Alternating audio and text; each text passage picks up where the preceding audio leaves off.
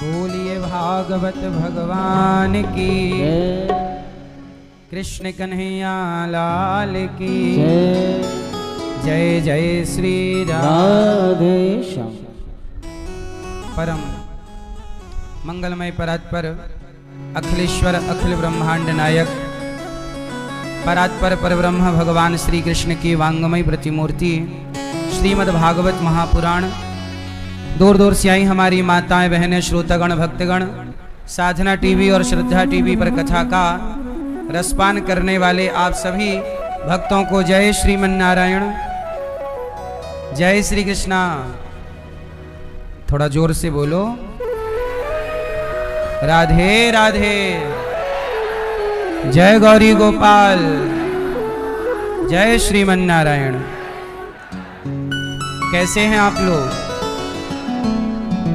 आप सब अच्छे रहें, स्वस्थ और सुखी रहें, यही भगवान से आपके लिए मंगल कामना है।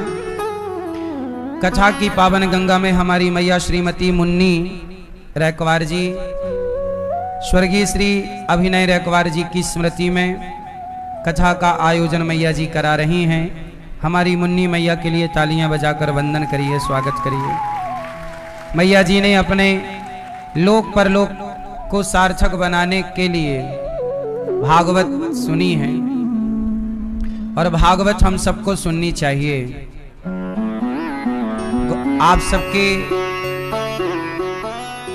मन में भक्ति की स्थापना भागवत से ही होती है।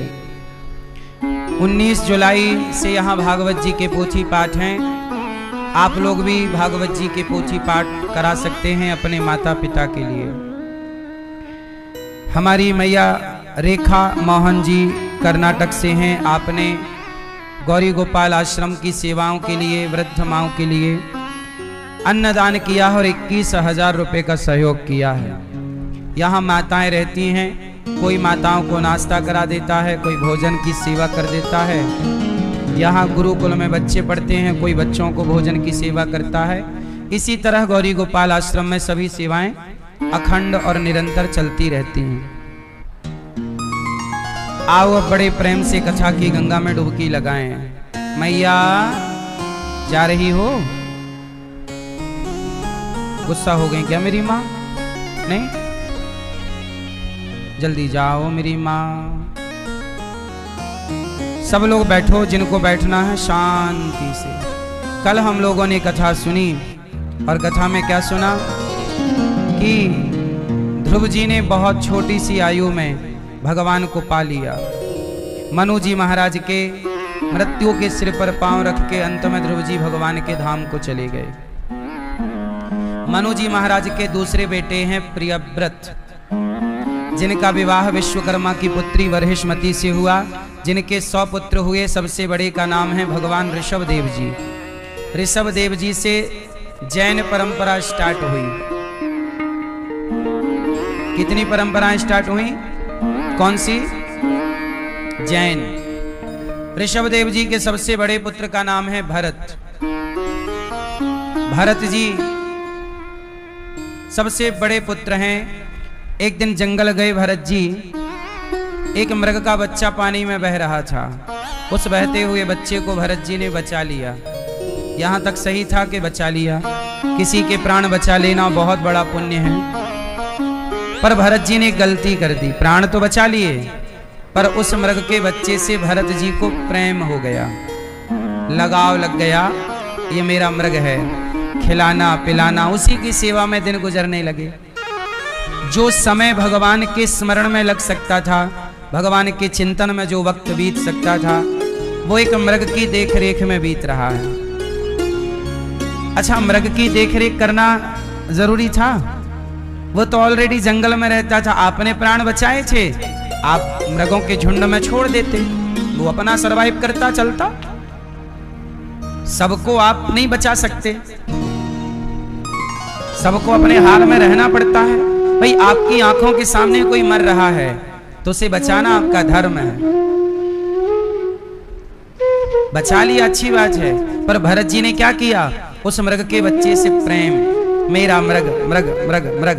और आखिरी जब सांसें आई, अंतिम क्षण तो मृग का चिंतन दर्शन करते करते प्राण निकल गए। यमराज जी ने उनकी पूरी डायरी देखी और पूरी डायरी देख के चेक किया, अरे राम राम, आपने बहुत बड़ा पुण्य किया है, पर मरते समय आपकी डायरी में लिखा है कि आपने मरते समय अपने मन को, चित्त को एक मृग में लगा रखा, इसलिए आपके ध्यान में मृग था, चित्त में मृग, इसलिए भरत जी आपको मृग की योनि में हम भेज रहे हैं। इतना बड़ा संत, इतने बड़े साधु क्या बन के आ गए? अब स्वयं मृग बन के उसी जंगल में भटक रहे। आपके भटकाव का मूल कारण है आपकी आसक्ति। ये जो आसक्ति है ना मन की, मन का अटैचमेंट, ये मूल भटकाव है। इसलिए मुक्ति किसकी होती है? शरीर की के मन की?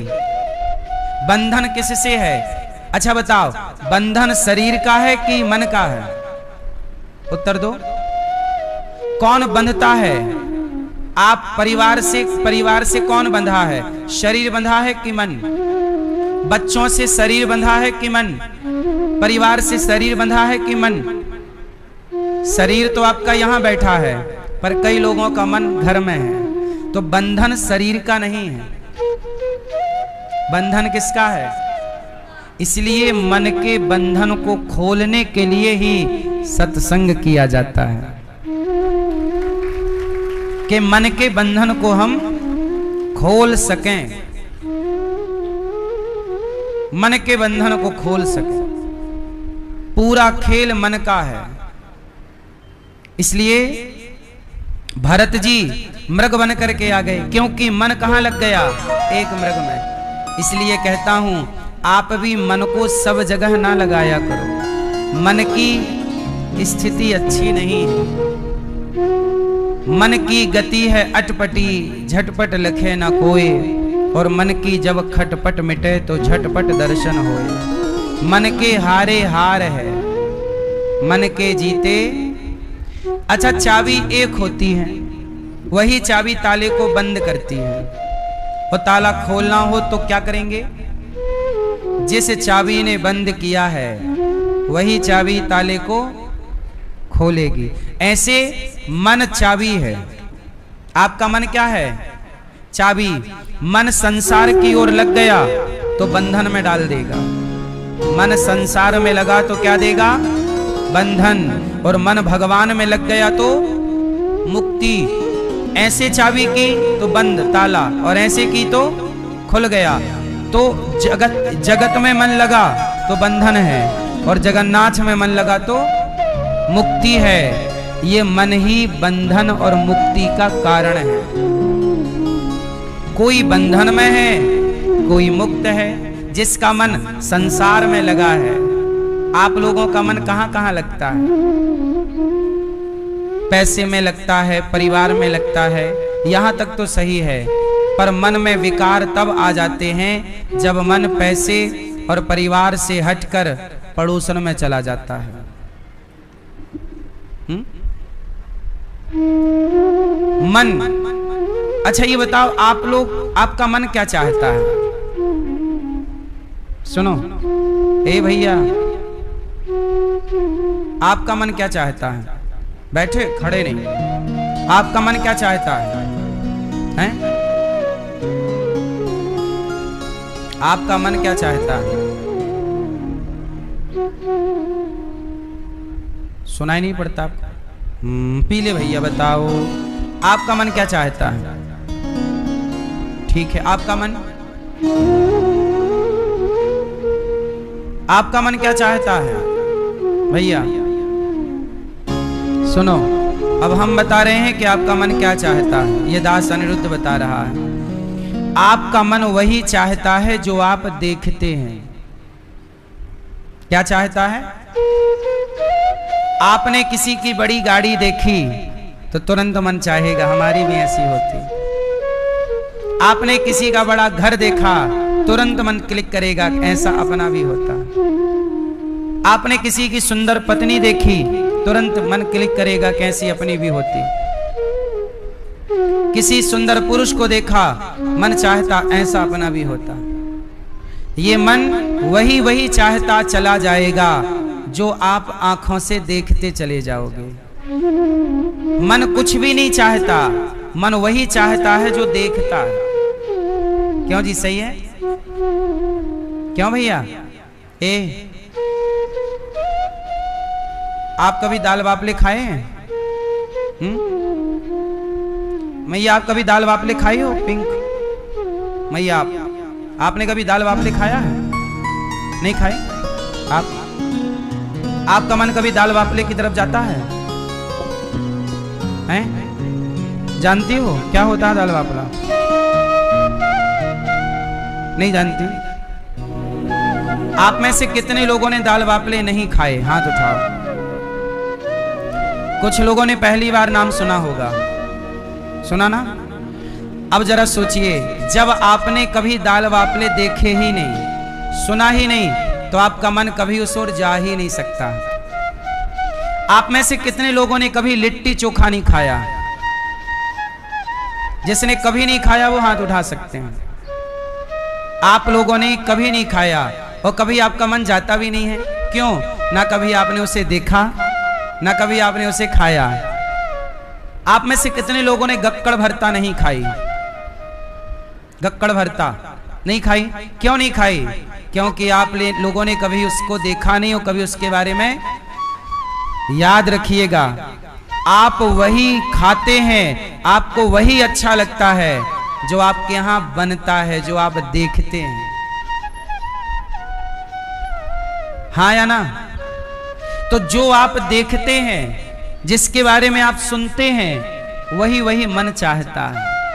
अब जैसे आपने आज दाल बाफला सुना, तो आपका मन चाह सकता है कि यार ये भी तो खाऊं, क्या चीज होती है यार। लिट्टी चोखा आज तो सुन लिया, खा के तो देखें होती क्या है। आपने नहीं सुना था, नहीं देखा था, तो कभी मन उसकी ओर कोई संभावना नहीं है जाने की, मन की। इसलिए जो देखा जाता है, जो सुना, कहां चले लिट्टी चोखा खाने? ये प्रैक्टिकल है, हम जाके आ रहे हैं, खा के आ रहे। जाओ। मन वही, ये अब याद रखना, मन वही चाहता है जो देखता है। इसलिए कहता हूं कि अपनी आंखों से कुछ भी ना देखा करो, क्योंकि जो देखते चलोगे वो आजकल लोग भटक क्यों रहे हैं? दिन भर इंस्टाग्राम में उल्टा सीधी चीजें देख रहे हैं, दिन भर कुछ भी देख रहे हैं, और जो जो आप देख रहे हैं मन वहां वहां जा रहा। इससे क्या हो रहा है? 100 चीजें देखी तो मन 100 जगह गया, 200 चीजें देखी मन 200 चीजें जगह गया, और आपने एक चीज देखी होती तो मन सिर्फ एक जगह। तो एक देखने से भटकाव कम है और 100 देखने से भटकाव ज्यादा है। तो मन क्यों भटकता है? क्योंकि ज्यादा चीजें देखते हो। इसलिए अपनी आंखों पर कंट्रोल, क्या देखें क्या ना देखें, क्या सुने क्या ना सुने, इसलिए खुद पर कंट्रोल। इसलिए हमारे यहां कहते हैं, देखो भालो तको मत, बोलो चालो बको मत, खाओ पियो छको मत, चलो फिरो थको मत। देखना बुरा नहीं है, घूरना बुरा है। सही है? इसलिए भरत जी जैसे महान ज्ञानी एक मृग में मन लगाने से मृग बन गए। आप लोगों का मन कहां कहां लगता है? आप मरेंगे और मन कहीं गलत जगह लग गया तो आपको उसी योनि में जाना पड़ेगा। इसलिए कहता हूं कि ये जन्म और मृत्यु का जो चक्र है, चलती चक्की देख कर दिया कबीरा रो, दो पाटन के बीच में साबुत बचा न कोई। चलती चक्की, जब चक्की चलती है तो कबीरदास जी रोते हैं। अब चक्की चले तो कबीर जी क्यों रोए? चलती चक्की देख कर दिया कबीरा। अब कबीरदास जी काहे रो रहे हैं? चक्की को देखकर। चक्की जानते हो, वो हाथ की चक्की नहीं आती थी पुराने जमाने में, गेहूं डाल दो पिस रहा है, चने डाल दो दाल बन रही है। एक का दो कर देती ना चक्की दाना चने को, तो चक्की को देखकर कबीर जी क्यों रो रहे हैं आप बताओ? चक्की को देखकर कबीर जी क्यों रोए? क्यों रोए?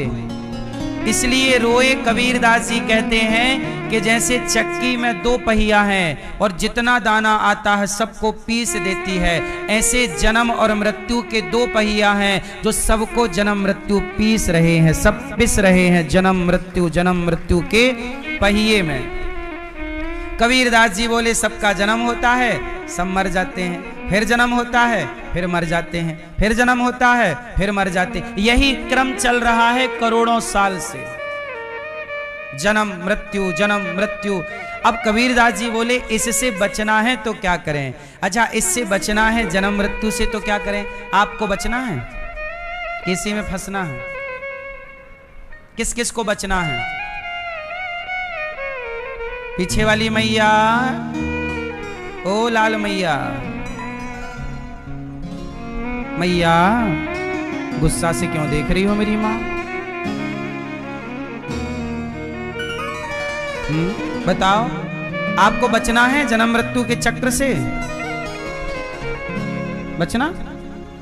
सुनो फिर, कबीरदास जी का मुंह बोला बेटा था कमाल। कबीरदास जी का मुंह बोला बेटा कौन?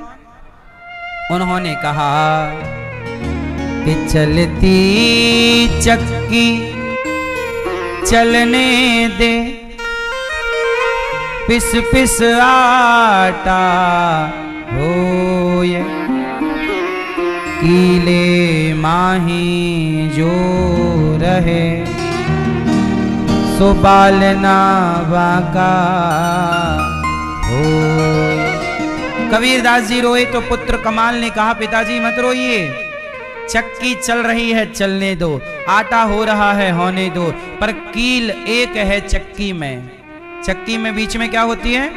कील। उस एक कील में जो दाना चला गया फिर वो दाना नहीं पिसता।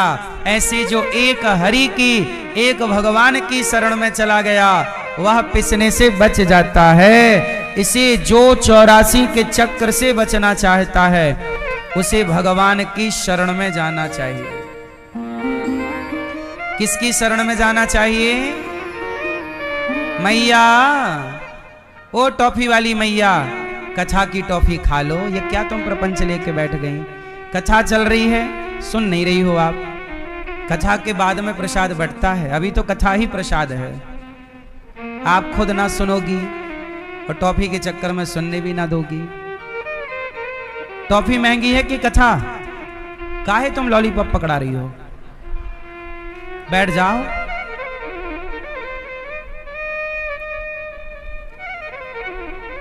लो, सुन भी तो नहीं रही है मैया।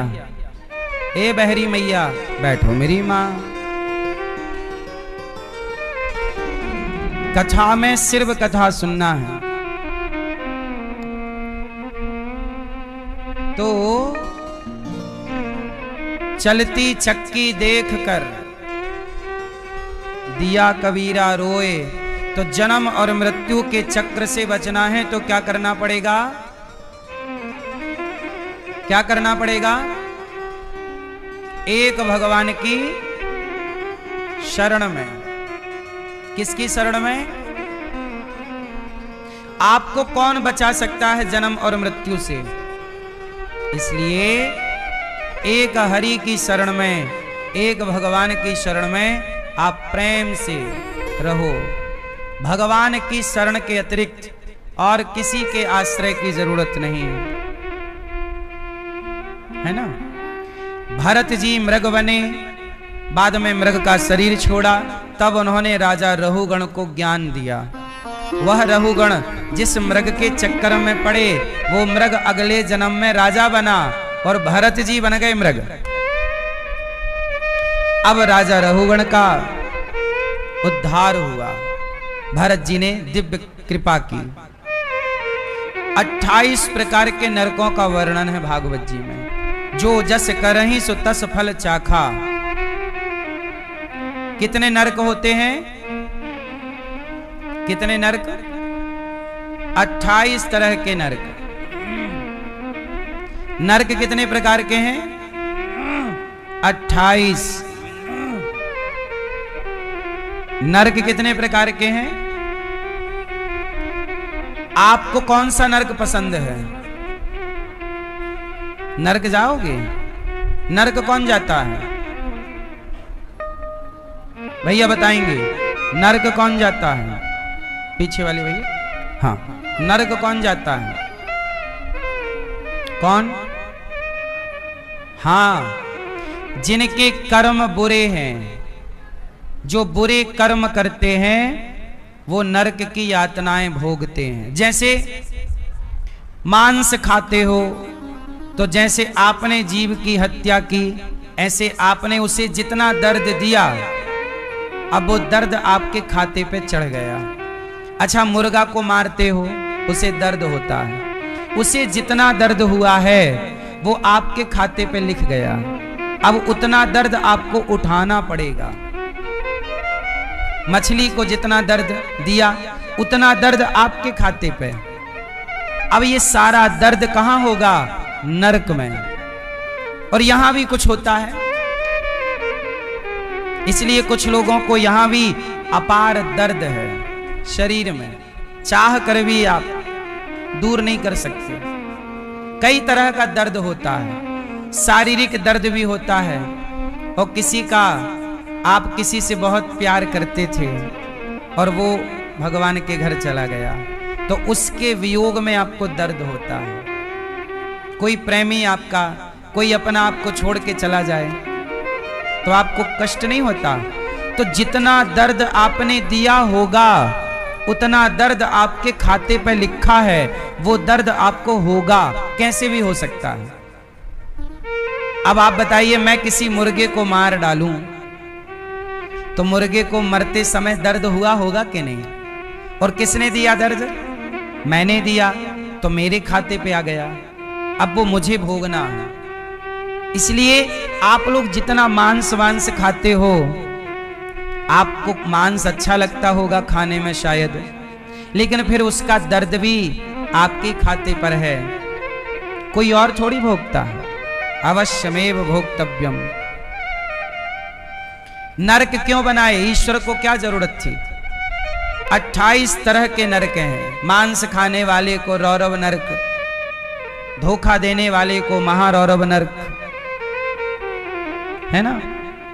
पराई स्त्री पर नजरें। अब जैसे आपकी अपनी पत्नी है और आप पराई स्त्री को देख रहे हैं, अच्छा, उसके पति को पता लग गया कि इस आदमी ने मेरी पत्नी के साथ गलत किया है, तो वो पति खुश होगा कि दुखी हो जाएगा? अब वो पुरुष जितना परेशान होगा, उतना आपको कष्ट मिलना है, क्योंकि आपकी वजह से उसका दिल टूटा है, वो परेशान हुआ है। आपकी वजह से कोई आत्महत्या कर ले, पाप के भागीदार कौन है? इसलिए जब आप किसी का बिगाड़ते हो, तो आप मत भूल जाया करो कि आपका भी तैयार है। नहीं, दूसरों के लिए गड्ढा खोदोगे तो गड्ढा अपने लिए नहीं होगा। एक गांव था, उस गांव में एक वैश्या आ गई, पता नहीं कहां से। अब गांव के लड़कों को बिगाड़ने लग गई। अब गांव के लोग परेशान हुए, एक संत जी के पास गए, महात्मा जी आप हमारे गांव चलो, और गांव में एक वैश्या आ गई है, सारे गांव के बच्चों को बिगाड़ रही है, आप जरा गांव को सुधार लो। संत जी बोले ठीक है, संतों का काम ही सुधार करना है। संत जी आ गए और वैश्या की कुटिया, जहां उसका घर था, उसके ठीक सामने संत जी अपनी कुटिया बनाई घास की और रहने लग गए। और सकार सवेरे से सीताराम सीताराम राधे श्याम कीर्तन करें, श्रीमन नारायण खूब भजन करें। अब जो भी ग्राहक थे वैश्या के, वो संत जी के पास आने लग गए। हे लाला, धीरे धीरे वैश्या के ग्राहक कम हो गए और साधु जी ने सत्संग सुना सुना के सबकी बुद्धि पवित्र कर दी। अब वैश्या को लगा यार मेरे तो कारोबार कम हो गया है, कम ग्राहक आ रहे हैं, क्या करूं। बोले जब से ये साधु जी आए हैं बाबा जी, तब से मेरा काम धाम कम हो गया, ऐसा करो इसको जला दो। तो साधु जी जब कुटिया के अंदर थे तो वैश्या ने अपने यार से कहा, उसका पक्का यार रहा होगा परमानेंट वाला, जा बाबा की कुटिया में आग लगा। यार गया और बाबा जी अंदर थे, कुटिया में आग लगा दी। और जब आग लगी तो साधु जी निकल के बाहर आ गए। आग जल रही है, लेकिन ईश्वर का न्याय अब देखना। जब आग लगी साधु जी की कुटिया पर तो हवा चली, और हवा चली तो आग उड़ उड़ करके, आग के कण उड़ उड़ कर उस वैश्या के घर पर भी चले गए, क्योंकि उसका घर भी तो लकड़ी का ही था। अब धीरे धीरे आग वैश्या के घर पहुंची और देखते देखते वैश्या का घर भी जलने लगा। वैश्या दौड़ी दौड़ी आई, साधु जी आपने मेरा घर जला दिया। साधु जी मुस्कुरा के बोले, देवी मैंने नहीं जलाया। फिर बोले, तेरे यार ने मेरा घर जलाया तो मेरे यार ने भी तेरा घर जला दिया, हिसाब बराबर। जब आप किसी का बुरा करते हैं तो मत भूलिएगा कि आपका भी बुरा होगा। नहीं तो जो व्यक्ति पराई स्त्री को बरगला कर, या जो स्त्रियां पराये पुरुष को बरगला कर, आजकल बाजार में ये ज्यादा चल रहा है, इसकी स्त्री को बरगला कर, उसके पुरुष को बरगला कर लोग इनके उनके संग रह रहे हैं और चरित्रहीन होकर लोगों का घर उजाड़ रहे हैं। ऐसी स्त्रियां जो पर पुरुष में पड़ती हैं और ऐसे पुरुष जो पर नारी में पड़ते हैं, ऐसे स्त्री पुरुष कुंभी पाक नाम के नरक में जाते हैं। वहां लोहे की गरम स्त्री, लोहे का गरम पुरुष होता है, बिल्कुल गरम धधकता हुआ। स्त्री ने पुरुष के अपने पति को धोखा दिया तो वहां गरम लोहे के पुरुष से स्त्री को चिपकाया जाता है। और स्त्री, यदि पुरुष ने अपनी स्त्री को धोखा देकर पराई के चक्कर में पड़ा तो वहां पर उसे लोहे की स्त्री से चिपका कर और उसके शरीर को नोचा जाता है यमदूतों के द्वारा। सूर्य की तपन, नीचे से आग लगाकर एक तांबे की धरती, तांबे का इतना मोटा, आप ये मान लीजिए तांबा कॉपर की एक नीचे जमीन समझ लीजिए छत होती है, उसमें खड़ा करके नीचे से आग, ऊपर से सूर्य की तपन और उस लोहे की स्त्री से चिपकाया। इतनी भयंकर गर्मी होती है कि व्यक्ति तड़प जाता है पर मरता नहीं है, वहां सिर्फ तड़पना होता है। नरकों में क्या है, नरक की यातनाओं से कभी कोई मरता नहीं है, वहां सिर्फ तड़पने की व्यवस्था है। इसलिए आप ऐसे कोई कर्म ना कीजिए कि जो कर्म आपको नरकगामी बनाए। ठीक है, आप लोग तो नहीं अपनी पत्नी को धोखे में रखे हो, पड़ोसन के चक्कर में तो नहीं हो? क्यों आप नहीं? आप भैया पड़ोसन के चक्कर में नहीं हो? आप भैया पीछे वाले, आप अभी किससे, पड़ोसन से बात कर रहे थे? नहीं, शादी हो गई? कहाँ पत्नी? लाए नहीं? हाँ, क्यों छोरा आपकी होगी शादी? नहीं, तुम तो नहीं हो किसी के चक्कर में? बताओ, नहीं? पक्का? खाओ मां कसम।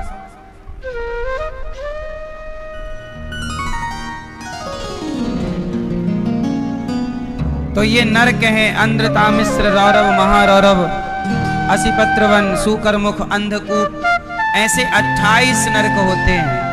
अब राजा परीक्षित जी ने सुखदेव जी से कहा कि गुरुदेव, हम सबने जाने अनजाने में कोई ना कोई पाप तो किया ही है, क्या हम सबको नरक भोगना पड़ेगा? क्या नरक जाना पड़ेगा? बोले हाँ। कोई उपाय है कि हम नरक ना जाएं? बोले एक उपाय है। अच्छा ये बताओ, आपने यदि पाप किया है तो बताओ नरक जाना पड़ेगा कि कोई उपाय है? आपके पास है कोई उपाय? मेरे पास एक उपाय है आपको नरक से बचाने का। कहो तो मैं उपाय दे दूं। बताओ किस किस को बताऊं? बताओ किस किस को उपाय बताऊं नरक से बचने का? मतलब आप सबको कंफर्म है कि नरक जाना है? कंफर्म है अंदर? बता दो महाराज जी उपाय, बच जाए, क्योंकि अब तो कर चुके हैं कर्म। तो सुनो,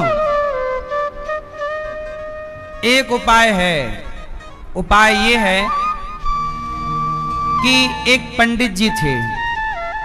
पंडित जी का नाम था अजामिल। क्या नाम था?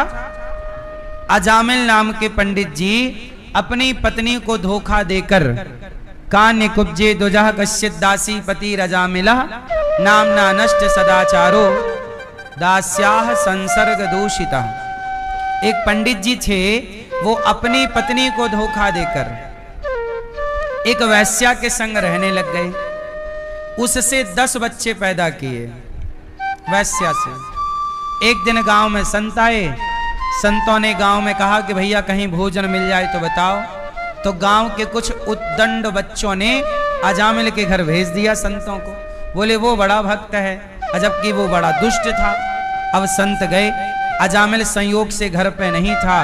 पत्नी बोली स्वामी संत लोग आए, महाराज क्या सेवा करूं? संत लोग बोले बेटी बड़ी भूख लगी है, शाम हो गई है, कुछ भोजन दे दो तो हम लोग भोजन कर लें। महाराज उसने सच्ची सच्ची कह दिया, महाराज मैं एक वैश्या हूं, क्या आप मुझ वैश्या के हाथ का भोजन कर लेंगे? संत बोले कि देखो तुम वैश्या हो, हमारा भगवान ने यदि हमें तुम्हारे पास भेजा है तो ईश्वर ने जरूर कुछ सोच कर ही भेजा होगा। ऐसा करो कि तुम हमें कच्चा अन्न दे दो, आटा दे दो और कच्ची चीजें दे दो, हम बना के पालेंगे। पर हमने तुम्हारी रोटी तो खाई है तो हम तुम्हारा कल्याण भी जरूर करेंगे। शायद ईश्वर की मर्जी यही है, लाओ। उन्होंने कच्चा सामान दिया। संतों ने बड़े प्रेम से वहां बनाया, भोग लगाया और अजामिल आया। अजामिल बोला ये साधु लोग क्या कर रहे हैं यहाँ? पत्नी ने कहा कि प्रणाम करो, ये संत लोग हैं। साधु जी, अजामिल बोला साधु जी खाओ और जल्दी जाओ, यहाँ मत टिको, मारेंगे हम तुम सबको, वो तुम्हारा जो झोली ओली है ना सब हम लूट लेंगे, भागो यहाँ से। बड़ा दुष्ट था अजामिल। संतों ने कहा कि इस पापी का अन्न तो खाया है, अब इसका उद्धार करना हमारी जिम्मेदारी है। कुत्ता भी जिस घर की रोटी खाता है चौकीदारी करके उस घर के प्रति वफादारी व्यक्त करता है, तो साधु जिस घर की रोटी खा जाए संत उसका कल्याण करके ही रहते हैं। इसलिए पहले लोग साधु संतों को भोजन कराते हैं। इसलिए कहता हूं कि गौरी गोपाल आश्रम में जो हजारों संत भोजन पर डे करते हैं अन्न क्षेत्र में, आप संतों का भोजन अवश्य कराएं। संत जिसकी रोटी खाते हैं उसका कल्याण अवश्य होता है। ये देखो गौरी गोपाल आश्रम में हजारों संत पर डे प्रसाद ग्रहण करते हैं। ये सब संत हैं। इतने संतों की रोज 12 महीने यहां सेवा चलती है। 12 महीने आप भी सेवा करिए। संत रोटी खाएगा तो बेकार नहीं जाएगी। अब संतों ने रोटी खाई, अजामिल से कहा तू भगवान का नाम जप, उसने मना कर दिया। तब अजामिल की पत्नी को संतों ने बुलाया, कहा कि सुनो तुम्हारा जो बच्चा है तुम्हारे पेट में 10वां बच्चा, इसका नाम तुम रख देना नारायण। अब उनके बच्चा हुआ, नाम नारायण रखा। अब अजामिल छोटे बेटे को बुलाता, बेटा नारायण, बेटा नारायण पानी लाओ, बेटा नारायण दूध लाओ, बेटा नारायण यहाँ आओ, बेटा नारायण भोजन लाओ, बेटा नारायण ये करो। तो दिन भर अजामिल के मुंह से इसी बहाने क्या निकलने लग गया? क्या निकलने लग गया? भगवान का नाम। और जब नाम निकलने लग गया तो अब उससे ये भजन होने लग गया। संयोग तो तब देखिए कि जब अजामिल की मृत्यु का टाइम आया और अजामिल के मुंह से धोखे से अपने पुत्र का नाम निकल गया नारायण। बचाओ बेटा, क्योंकि यमदूत आ गए। चिल्लाया नारायण। जब अजामिल ने अपने पुत्र का नाम लिया नारायण, दूरे क्रीडन का सक्तम पुत्रम नारायणा वयम प्लावितेन स्वरेणोच्चैराजुहावा जितेंद्रिया। जब नारायण पुकारा तो भगवान दौड़ पड़े, भक्त बुला रहा है। पार्षदों ने, भगवान के भक्तों ने कहा कि प्रभु वो पुत्र को बुला रहा है, आपको नहीं। भगवान बोले भले पुत्र को बुला रहा है पर नाम तो मेरा ही लेकर के बुला रहा है, इसलिए मैं उद्धार करूंगा। तो कलयुग में कोई कितना भी बड़ा पापी हो, पापी से पापी जिसे नरक जाना है, वह भी यदि भगवान के नाम का आश्रय ले ले और नाम जप करने लग जाए तो वह नाम जप के पुण्य से नरक की यातनाओं से बच सकता है। तो नरक से आपको कोई बचा सकता है तो वो क्या है? भगवान का। इसलिए आप लोगों से मेरी विनती है कि काम करते रहिएगा और काम बराबर करिए, पैसे बराबर कमाइए। काम जरूरी है, परिवार की जिम्मेदारी, सेवा जरूरी है, पर अहरनिश हर समय श्रीमन नारायण श्रीमन नारायण, श्री कृष्ण, श्री सीताराम, श्री सीताराम। प्रेम से नाम जप, नाम ना छूटे। नाम बड़ी चीज है। कलयुग में क्या है? इसलिए मैया आप भी अपने सांसों में बसा लो, हर सांस में हो सुमिरन तेरा, यूं बीत जाए जीवन मेरा। हर नैनों की खिड़की से तुझको पल पल में निहारूं, नैनों की खिड़की से तुझको पल पल में निहारूं, मन में बिठा लूं तेरी आरती उतारूं, मन में बिठा लूं तेरी आरती उतारूं। डाले रहूं तेरे चरणों में डेरा, यूं बीत जाए जीवन मेरा। मैया खूब भगवान के नाम का जप किया करो और काम ना छूटे। आजकल लोगों ने आजकल लोगों ने ज्ञान तो पाया पर अधूरा पा लिया। आजकल लोग कहते हैं हम नाम जपेंगे पर काम नहीं करेंगे। आजकल के लोग अकर्मण्य हो रहे, काम नहीं करना चाहते, बैठे बैठे खाना चाहते। आज के लोग क्या कहते हैं? हमारा मन काम में नहीं लगता। महाराज जी वृंदावन ही रख लो हमें, क्योंकि यहाँ बैठे बैठे खाने का मन है, काम ना करना पड़े। नहीं, जहां हो वहीं रहो और काम पूरे करो, जिम्मेदारियां पूरी करो। कार्य करते हुए ध्यान भगवान का। हे नाथ मैं आपको कभी, बोलो हे नाथ मैं आपको कभी भूलू नहीं। काम जरूरी है, माँ की सेवा, पिता की सेवा, पत्नी का ख्याल, बच्चों को संस्कार, सब जरूरी है। पर हर समय ये भाव रहे कि ये कुछ भी मेरा नहीं है, मेरापन नष्ट हो जाए। ये मेरा नहीं है, ये भगवान का, ये भगवान का है, इस भाव से मैं काम करूंगा। ये मेरा है इस भाव से नहीं। ये मेरा है फिर मैं काम करूं तो मुझे अहंकार आएगा, और ये भगवान का है फिर मैं काम करूं तो मुझे अहंकार नहीं आएगा, क्योंकि मेरा नहीं है। दिमाग में ये सेट है कि किसका है? भगवान का। अजामिल ने मरते समय प्रभु को पुकारा, अजामिल का उद्धार हो गया। एक बार क्या हुआ तो ये नाम की महिमा यहां पर गाई गई है। एक बार क्या हुआ कि देवराज इंद्र ने अपने गुरुजी का अपमान कर दिया। अपने गुरुजनों का तिरस्कार नहीं करना चाहिए। मैया, ओ मैया, झोला वाली मैया चली नहीं चली तो काहे खड़ी हो गई?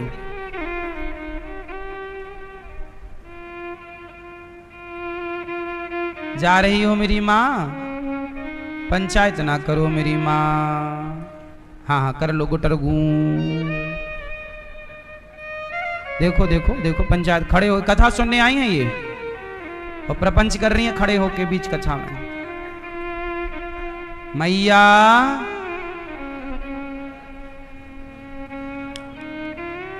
जाने वाले को जल्दी से चले जाओ, चुपचाप जिससे जाना है शांति से बैठ लो।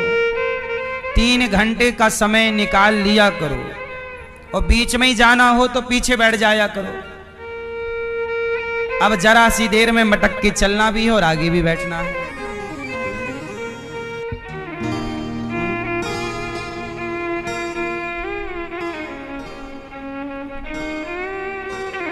सुनो, भगवान एक बार इंद्र ने अपने गुरुजी का अपमान कर दिया। क्या कर दिया? अपमान। कैसा अपमान? कि देवराज इंद्र सुरा में सुंदरियां नाच रही थी कि वहां पर गुरुजी का आगमन हुआ और जैसे ही गुरुजी आए तो देवराज इंद्र अपने गुरु को देखकर भी अपनी आसन से खड़े होकर गुरु जी का स्वागत सम्मान नहीं किया। तब बृहस्पति जी इंद्र से रूठ गए और जब गुरु रूठ जाते हैं तो फिर भगवान भी रूठ जाते हैं। देवराज इंद्र पर संकट के बादल मंडराने लग गए और देवराज इंद्र का इंद्रासन वृत्तासुर ने छीन लिया। किसने छीन लिया? इमरजेंसी गुरु विश्वरूप को बनाए, इंद्र ने गुरु की हत्या कर दी और बाद में त्वष्टा मुनि ने वृत्तासुर को प्रकट किया। अब वृत्तासुर ने इंद्रासन छीन ली। अब इंद्र बेचारे दर दर की ठोकर खाने लग गए। तब इंद्र भगवान की शरण में गए और भगवान की शरण में गए तब भगवान ने उपाय बताया कि इंद्र तुम महर्षि दधीची ऋषि के पास जाओ और उनसे उनकी हड्डियों की याचना करो। देखो हमारे देश में इतने बड़े बड़े दानी हुए हैं कि जिन्होंने अपनी हड्डियों का दान कर दिया। किसका दान? देवराज इंद्र के पास जो वज्र है वो आपने नहीं देखा, हड्डियों का है, फेफड़े की तरह बिल्कुल जैसे हमारे यहाँ फेफड़ों में हड्डियां होती हैं, ऐसे वही हड्डी से। तो दधीची नाम के एक ऋषि थे। देवराज इंद्र ने कहा कि आपकी हड्डियां यदि मिल जाएं तो ये राक्षस मरेगा, वरना ये राक्षस नहीं मरेगा। तब महर्षि दधीची ने कहा कि मेरे शरीर की हड्डियों से यदि किसी का संकट मिट रहा है तो लोगों के, राष्ट्र के संकट को टालने के लिए, देश के संकट को टालने के लिए हमारे ऋषियों ने हड्डियों का दान तक किया है। ये इस देश में ऋषियों का उपकार है। देवराज इंद्र को हड्डी दी और हड्डी जब दी तो देवराज इंद्र उस हड्डी से एक वज्र, विश्वकर्मा जी उसका एक वज्र निर्माण करते हैं और वज्र से फिर जाकर के उस वृत्तासुर का उद्धार। पर जब वृत्तासुर ने ऋषि की हड्डी का वज्र देखा तो ऋषि की हड्डियों में, चूंकि वो ऋषि सदा हृदय में किसको रखते थे? भगवान को। तो ऋषि की हड्डियों में भगवान का दर्शन हो गया। किसको? राक्षस को। तब राक्षस ने भगवान को प्रणाम करते हुए कहा, अहम हरे तब पादैक मूला दासानुदासो भवितास्मि भूया। हे प्रभु, आपका मैं दास नहीं बन सका, पर आपके दासों का भी दास बन जाऊंगा तो बड़ी कृपा हो। हाँ, अब प्रश्न खड़ा हुआ। परीक्षित जी ने सवाल किया कि गुरुदेव ये बताइए कि जब वृत्तासुर राक्षस था तो उसने भगवान की स्तुति क्यों की? राक्षस लोग तो भगवान की स्तुति करते नहीं हैं, क्यों स्तुति की? तब कहा कि ये पिछले जन्म का बहुत बड़ा भक्त था।